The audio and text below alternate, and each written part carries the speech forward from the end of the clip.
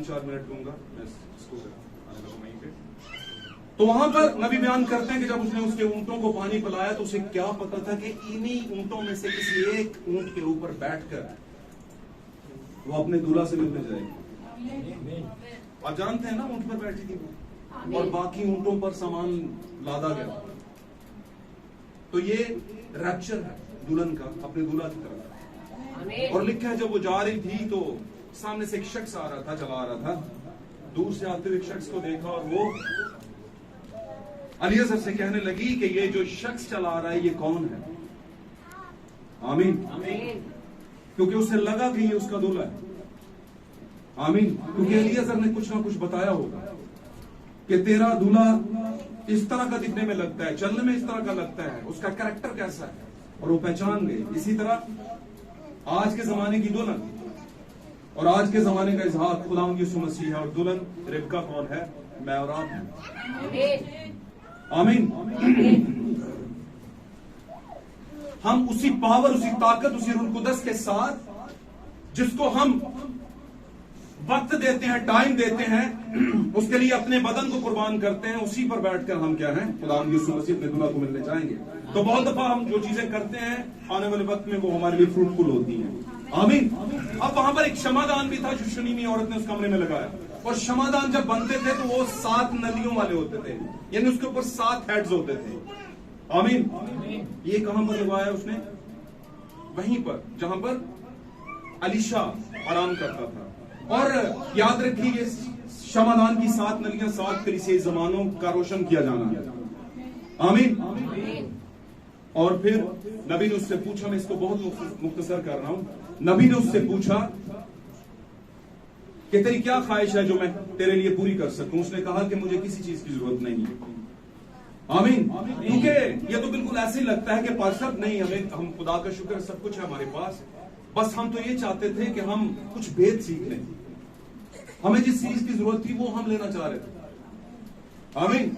ये शूनेमी औरत की मीटिंग अरेंज जो की गई है वहां पर उसने ये भेद लेने की ख्वाहिश की है, और वो चाहती थी कि सिर्फ खिदमत की जाए और भेद दिए जाए। आमीन। लेकिन उसे पता चला, जिहाजी ने उसे बताया कि सर इसे जरूरत है, क्योंकि वहां पर मेंशन, आप चैप्टर को पढ़िएगा, लिखा है उसका शौहर बूढ़ा था। उसका शौहर क्या था? बूढ़ा था। और उसने कहा इसे एक बेटे की जरूरत है, इसके पास औलाद नहीं।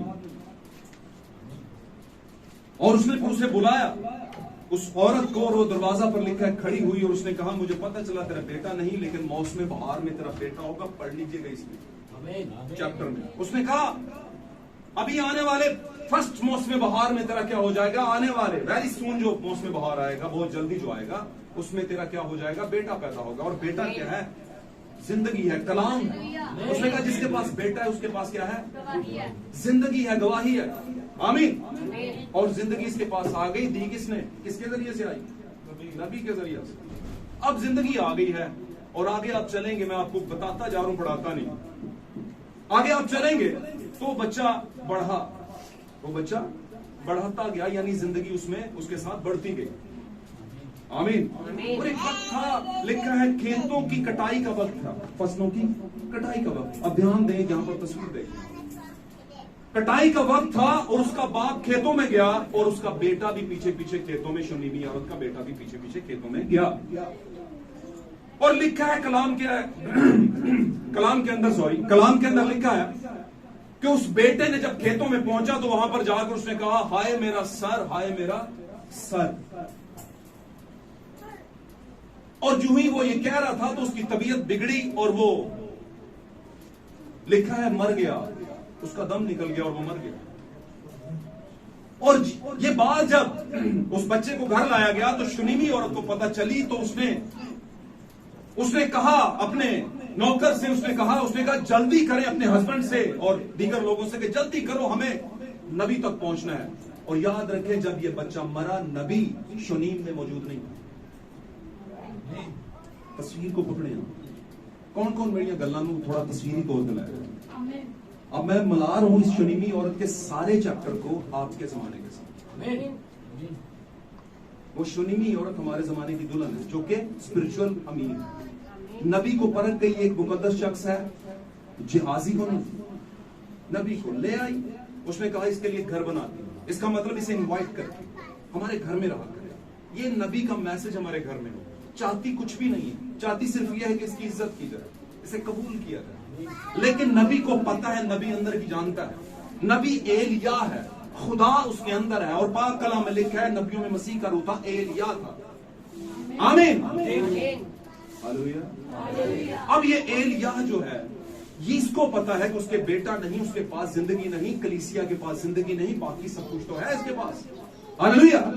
बाकी तो ये गाड़ियां भी हैं, मोबाइल भी हैं, पढ़े लिखे भी हैं, बच्चे औलाद जवान है, जॉब्स करते हैं, हर चीज ठीक है, जिंदगी नहीं है। उसने कहा मुझे पता चला है तेरे पास जिंदगी नहीं है भाई, गवाही नहीं है, बेटा नहीं है तेरे पास।